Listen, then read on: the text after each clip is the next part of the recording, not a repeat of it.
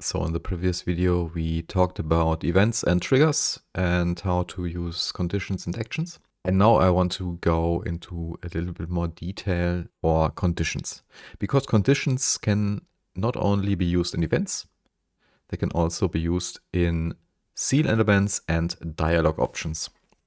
So let's go into a scene, for example, this one, and add, let's say, an item. Let's just go with our noodle soup. This is placed here now, and we can edit it. And in advanced settings, you can see there is the visibility section. And here you can add conditions for when to display this. So for example, you can say this is only displayed if the player has a certain item or has an achievement, or you can make this time-based, for example, or only display this when a certain dialog is active. So that's one thing. And then there are dialogs. Let's use this dialog here. And here you can see that we have different dialog options.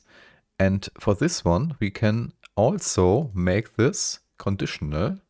As you can see, we have the conditions here. And here we can also say, let's say this dialog option is only available if we have a certain item. And this is only available if we have an eggplant, for example.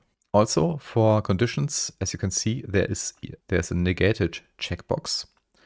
This means the opposite of the condition. For example, we are checking the player has an item eggplant. If you say negated, then we are checking if the player doesn't have an item. You can basically use this for all conditions. But right now we want to check if the player has an eggplant. Let's go. Let's save this. As you can see right now, we have an icon here that tells us this is conditional, and we can now test this. And as you can see, right now we only have these two options available.